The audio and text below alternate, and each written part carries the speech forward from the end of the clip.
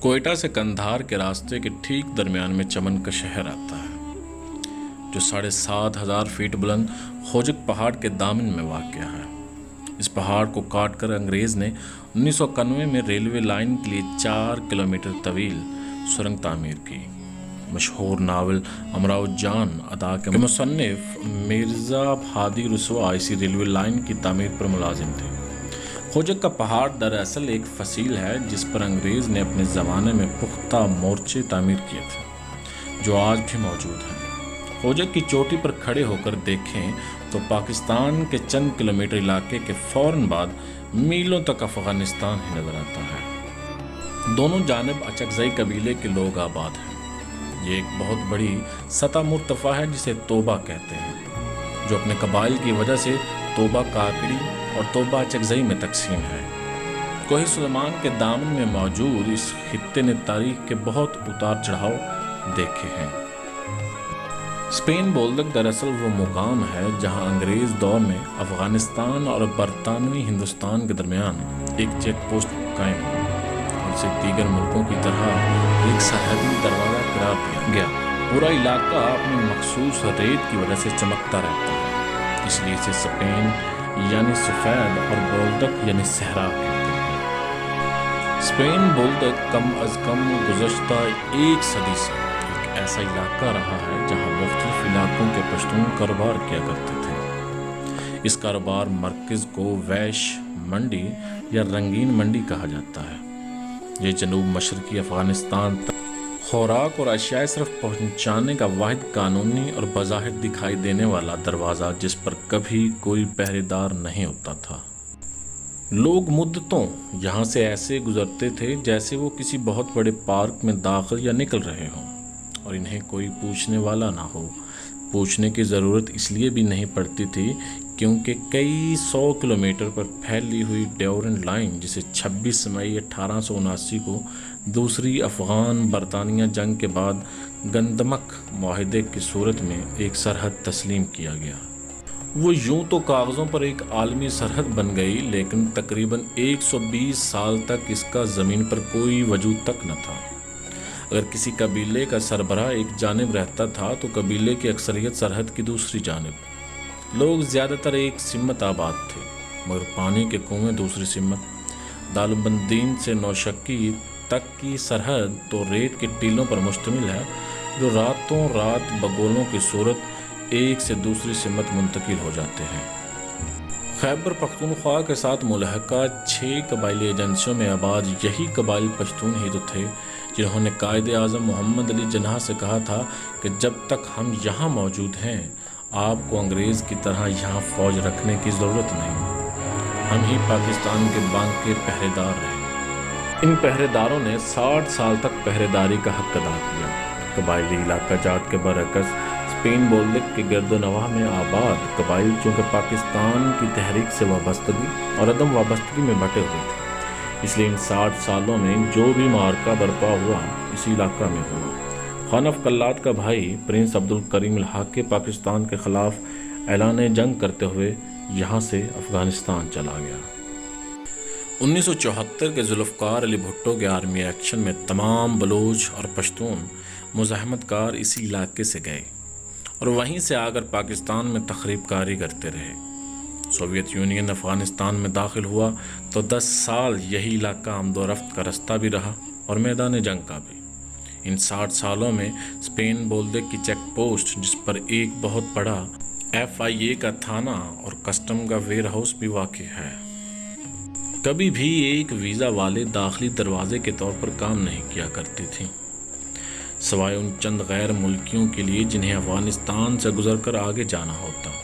کمال کی بات یہ ہے کہ ان 60 سالوں میں نہ تو علاقے کا امن و امان برباد ہوا اور نہ ہی کبھی سرحدی جھگڑے ایسے ہوئے کہ ایک دوسرے کی افواج پر حملہ کیا جاتا۔ صدیوں سے پرامن یہ سرحد اس وقت آگ کی لکیر میں بدلی جب افغانستان میں پاکستان کا سرپرست اعلیٰ، جس کے ہم نام نیٹو اتحادی تھے اور جس کے لیے ہم نے اپنے ملک کی غیرت و حمیت اور عزت و آبرو سب پر سمجھوتا کر لیا تھا، وہ امریکہ اپنے 48 ممالک کی افواج کے ساتھ وہاں داخل ہوا۔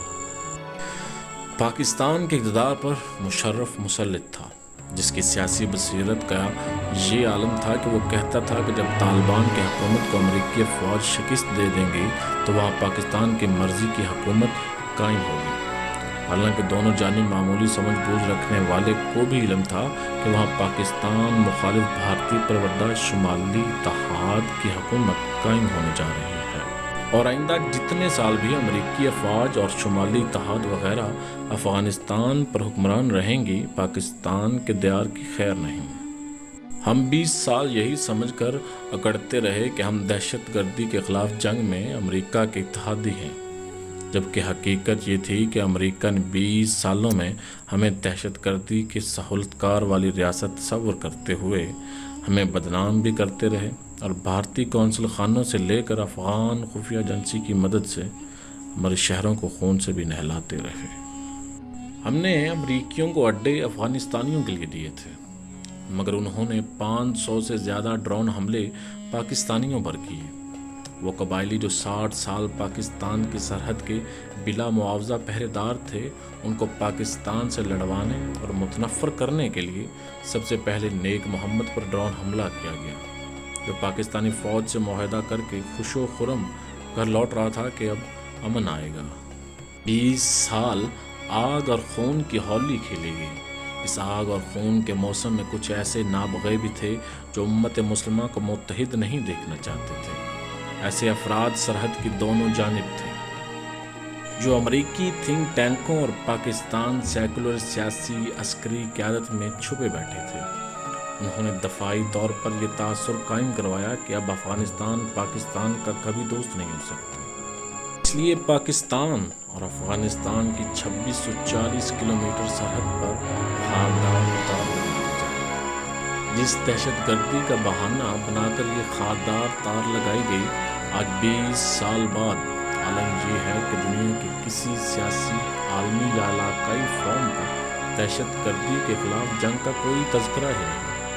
لگتا ہے طوفان آیا اور گزر گیا، امریکہ وہاں سے بدنام ہو کر نکلا تو ٹھٹھائی کے ساتھ اپنے 2,60,000 افواج ہند چینی محاذ پر لے گیا۔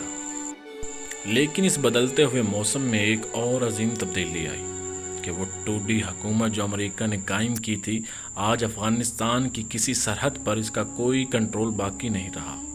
اسپین بولدک ان میں سے ایک ہے۔ آج سے چند دن پہلے وہاں پاکستان سے بغض و انا اور نفرت رکھنے والی حکومت کا پرچم لہرایا کرتا تھا، مگر آج وہاں طالبان کا سفید جھنڈا ہے جو پاکستان کو اپنا ساتھی اور برادر مسلم خطہ سمجھتے ہیں۔